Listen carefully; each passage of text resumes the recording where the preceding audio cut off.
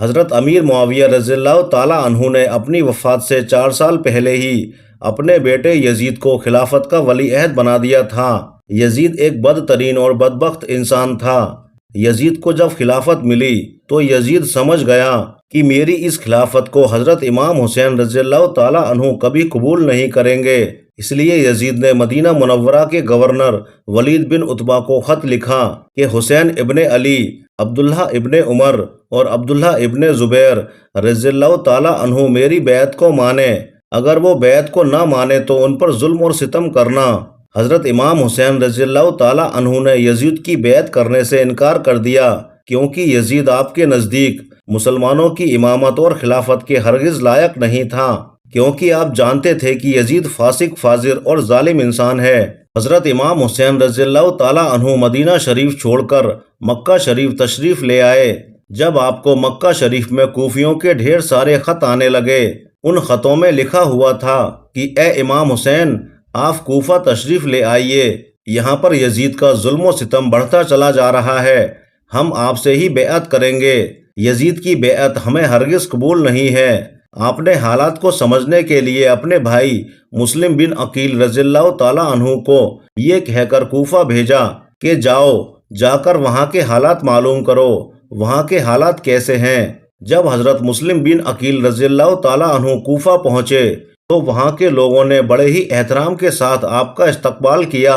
حضرت مسلم بن عقیل کے ہاتھ میں 18,000 لوگوں نے بیعت کر لی، اور حضرت مسلم بن عقیل نے اپنے بھائی حضرت امام حسین کے نام ایک خط روانہ کر دیا، جس میں آپ نے لکھا کہ یہاں کے حالات بالکل صحیح ہیں اور 18,000 لوگوں نے بیعت بھی کر لی ہے، لہٰذا آپ کوفہ جلد سے جلد تشریف لے آئیے۔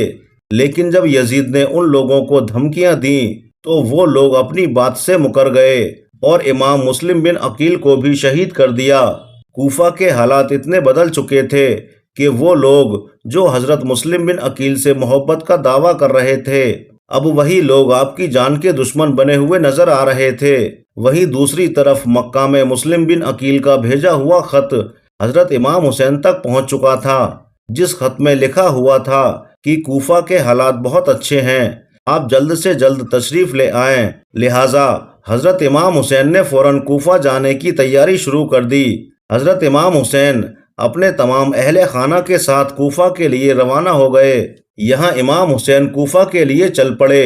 امام حسین ابن علی کو حضرت مسلم بن عقیل کی شہادت اور کوفہ کی بے وفائی کی خبر اس وقت ملی جب آپ مکہ شریف سے کوفہ کی طرف روانہ ہو چکے تھے۔ جب آپ کوفہ شہر کے بالکل قریب پہنچ گئے تو آپ کو یزیدی فوج نے روکنے کی کوشش کی۔ اس پر حضرت امام حسین نے فرمایا کہ میں تم لوگوں کے بلانے پر ہی کوفہ شہر میں آیا ہوں، اگر تم لوگ چاہتے ہو کہ میں کوفہ نہ آؤں تو مجھے واپس جانے دو، میں جانے کے لیے تیار ہوں۔ یزیدی فوج نے حضرت امام حسین کو کوفہ شہر میں داخل نہیں ہونے دیا، لہٰذا حضرت امام حسین نے اپنے پورے قافلے کے ساتھ اپنا راستہ بدل لیا۔ چلتے چلتے جب آپ ایک چٹیل میدان میں پہنچ گئے تو آپ نے ایک شخص سے سوال کیا کہ یہ کون سی جگہ ہے؟ اس شخص نے کہا کہ اس جگہ کو کربلا کہا جاتا ہے۔ آپ نے فوراً اپنے پورے لشکر کو حکم دیا کہ یہیں پر خیمہ لگا دیا جائے، لہٰذا اس طرح سے حضرت امام حسین کربلا میں پہنچے۔ ادھر یزیدی فوج کو جب اس بات کا علم ہوا کہ حضرت امام حسین نے اپنا خیمہ کربلا کے میدان میں لگایا ہوا ہے تو یزیدی فوج نے بھی فوراً کربلا کے میدان میں پہنچنا شروع کر دیا۔ یزید کی جو فوج کربلا میں پہنچ رہی تھی اس کی سپہ سالاری ابن سعد کر رہا تھا۔ اب کربلا میں ابن سعد حضرت امام حسین کو یزید کی بیعت کرنے پر مجبور کرتا رہا، لیکن آپ نے اس کی ایک بات بھی نہیں مانی۔ دن گزرتے گئے اور 3 محرم کا دن آ گیا۔ اب ظالم یزید نے امام حسین کے سامنے 22,000 سپاہیوں کا لشکر بھیج دیا۔ دوسری طرف حضرت امام حسین کے ساتھ صرف 82 لوگ تھے، جس میں عورتیں اور بچے بھی شامل تھے۔ اتنی حیرت کی بات ہے کہ یزیدیوں میں امام حسین کا اتنا خوف تھا کہ جہاں امام حسین صرف 82 لوگوں کے ساتھ میدان کربلا میں تھے، جن میں عورتیں اور بچے بھی شامل تھے، وہیں یزید نے مقابلے کے لیے آپ کے سامنے 22,000 کا لشکر بھیج دیا تھا، جو کہ امام حسین کے سامنے 100 گنا سے بھی زیادہ تھا۔ امام حسین کے سامنے یزیدی فوج کے حوصلے پست ہو گئے۔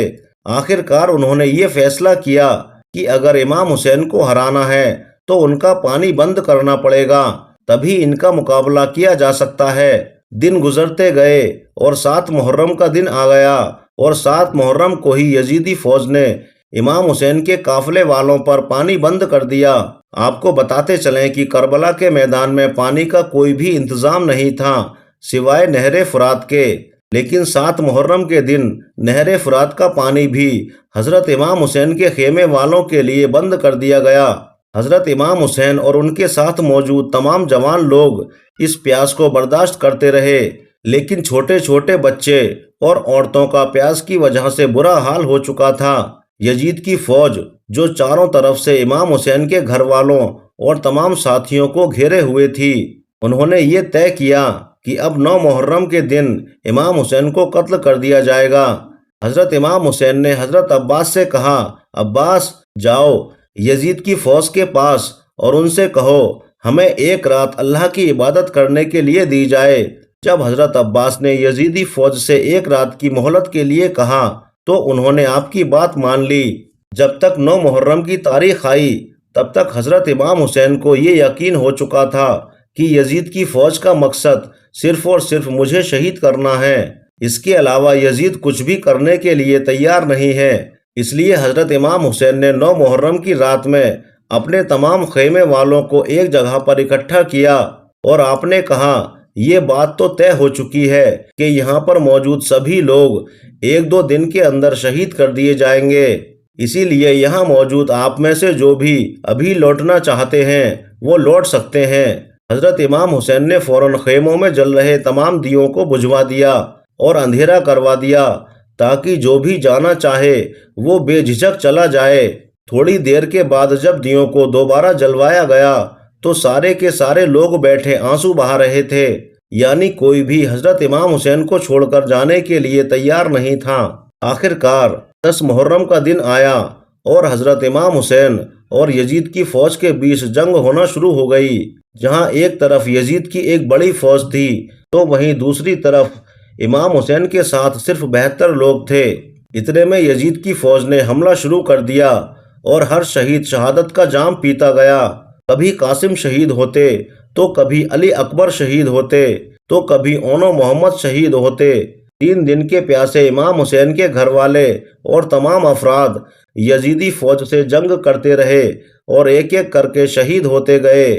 حضرت عباس علمبردار سے حضرت امام حسین کے 6 مہینے کے بیٹے علی اصغر کی پیاس نہیں دیکھی گئی تو آپ نے ایک مشکیزہ لیا اور گھوڑے پر سوار ہو کر نہر فرات کے کنارے پہنچ گئے اور آپ نے ایک مشکیزہ بھر لیا، لیکن جب آپ پانی لے کر واپس لوٹنے لگے تو یزیدی فوج نے آپ کے اوپر لگاتار تیر برسانا شروع کر دیا تھا۔ حضرت عباس جب تک حضرت امام حسین کے خیمے تک پہنچ پاتے تب تک یزیدی فوج نے تیر چلا کر حضرت عباس علمبردار کو شہید کر دیا۔ اس طرح حضرت عباس علمبردار شہید ہو گئے۔ اس طرح ایک ایک کر کے تمام اہل بیت کے نوجوان اور ہاشمی شیر شہادت کا جام پیتے رہے۔ دھیرے دھیرے کر کے جب حضرت امام حسین کے سبھی افراد شہید ہو گئے تو اس کے بعد حضرت امام حسین نے خود میدان میں تلوار لے کر نکلنے کا فیصلہ کیا۔ امام حسین اپنی تلوار سے کافی لمبے وقت تک یزیدی فوجوں کا اکیلے مقابلہ کرتے رہے۔ حضرت امام حسین کے تنہا ہونے کے باوجود بھی آپ کے مقابلے میں کوئی بھی آنا نہیں چاہتا تھا، اور اس کی صرف ایک ہی وجہ تھی، اور وہ وجہ یہ تھی کہ آپ حضرت علی رضی اللہ تعالیٰ عنہ کے بیٹے تھے۔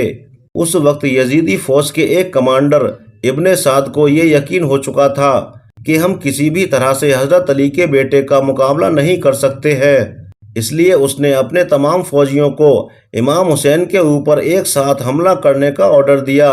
تمام لوگ حضرت امام حسین پر ایک ساتھ مل کر حملہ کر رہے تھے، لیکن اس کے باوجود بھی امام حسین لگاتار یہ ثابت کر رہے تھے کہ باطل چاہے تعداد میں کتنا بھی ہو لیکن وہ حق اور سچ کے مقابلے میں بالکل بھی نہیں ٹک سکتا۔